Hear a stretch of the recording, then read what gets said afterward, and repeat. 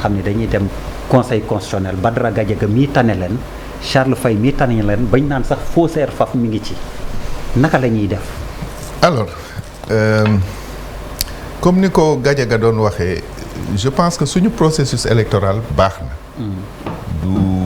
du processus bu woon mais comme ni ma ko waxee ci njëlbeen toute œuvre humaine est imparfaite donc dañuy améliorer.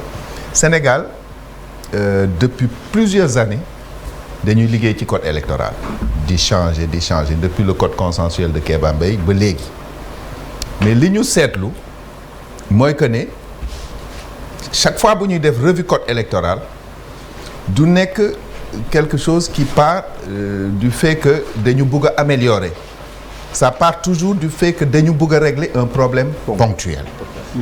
Et d'un point de vue juridique la loi ne peut pas être ponctuelle. Là on ne légifère pas pour un moment, on ne légifère pas pour des personnes.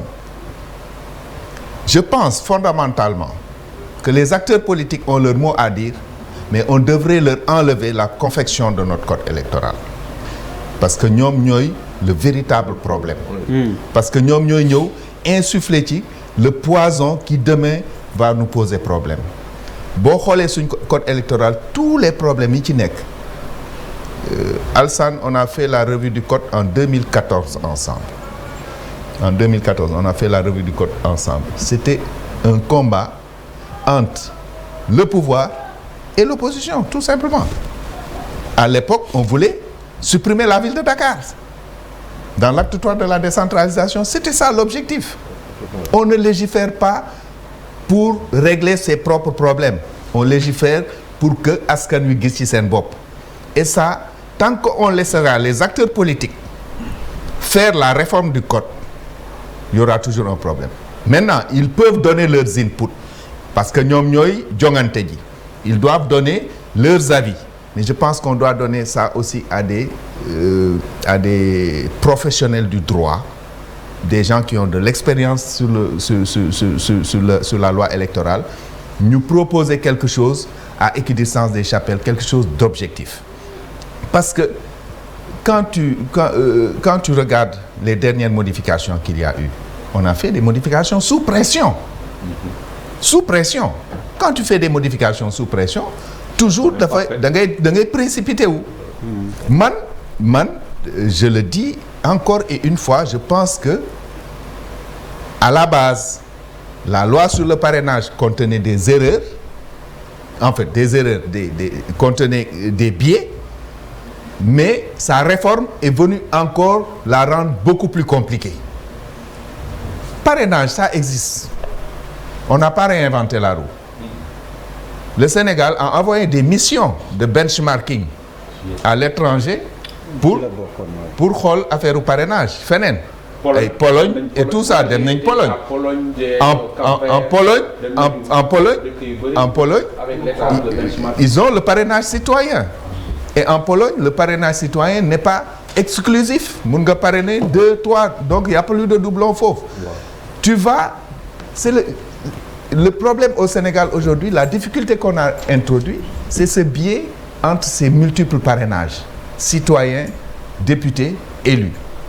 Bu fekkoon ne sax dañ ne quand tu arrives, tu fais un choix. Tu dis, moi je fais un parrainage citoyen, ou je fais un parrainage par les députés, ou je fais un parrainage par les élus locaux. Ñu xam ne que lii nga choisir. Gis nga. Non, mais non lay demee. Non, tu viens, tu prends tout. Okay. Tu vas, tu fais ce que tu veux. Le jour du dépôt, tu déposes ce que tu veux. Ah, ok. Donc, kenn xamul ndax citoyen ngay def, kenn xamul.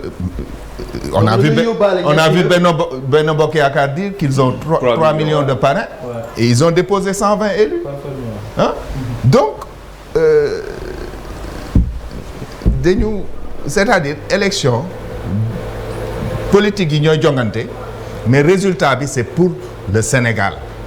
Donc dañ ko war a tabax pour que mu jëriñ Sénégal et pour que loolu mën a fonctionner il faut que ñu jël très au sérieux ñuy bind loi bi ak lu tax ñu koy bind parce que mënuñ chaque année ñu am code électoral bu bees financière économiquement sax c'est terrible Chaque élection, il y a un nouveau code électoral. Je pense que je dois avoir une dizaine de codes chez moi.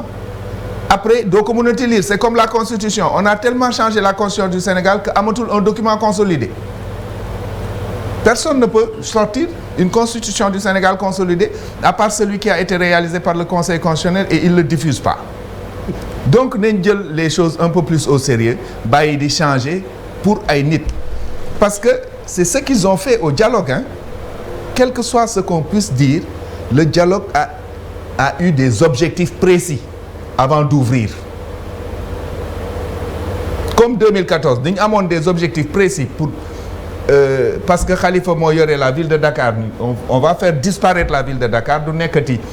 Boo xoolee acte 3 de la décentralisation, tu sais que la ville n'est pas une entité. Il y a la commune, le département.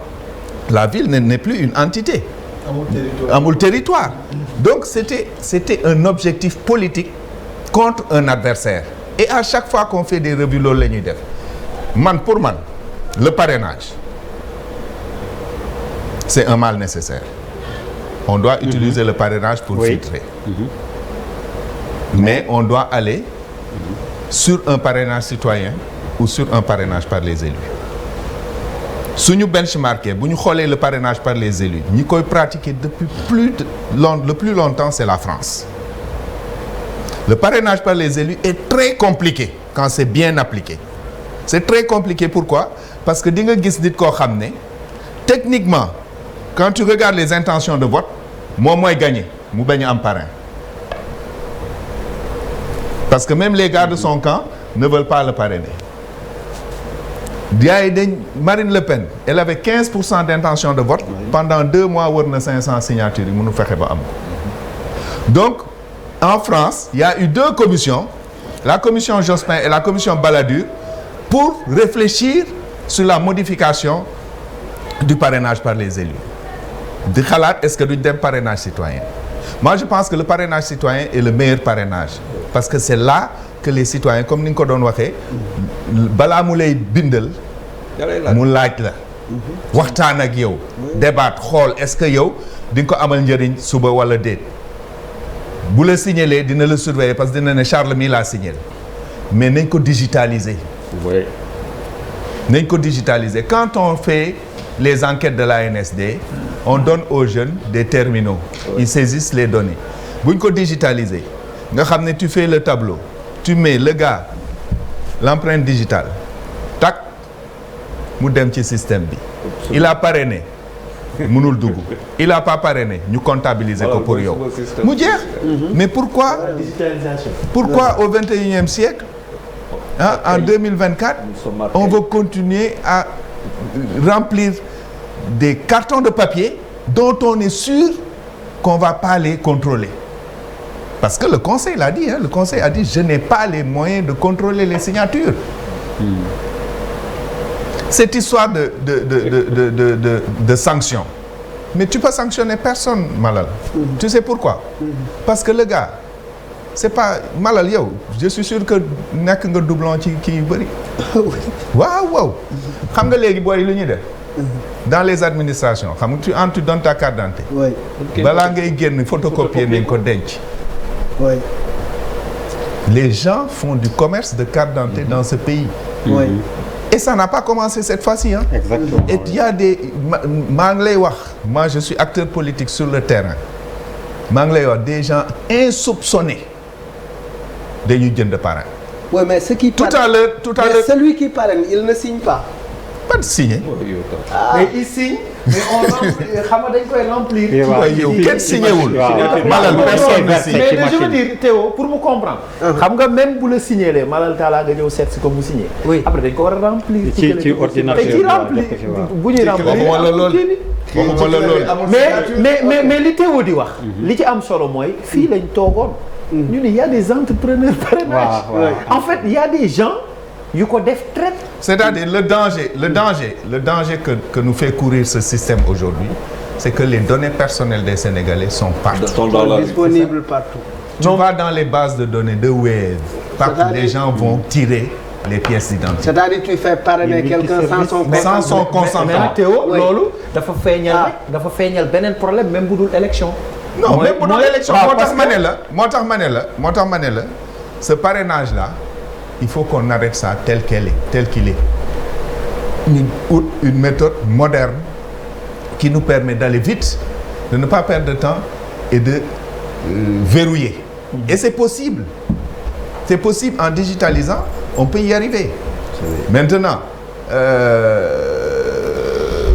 quand tu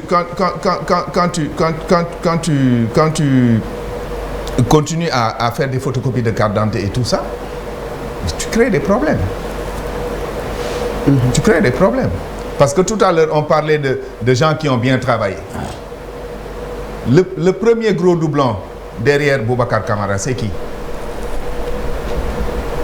Maître El Hadj Diouf, il en a combien? Bu nekkoon avant Boubacar Camara doo am les mêmes doublons. 8000 et quelques. doo am les mêmes doublons.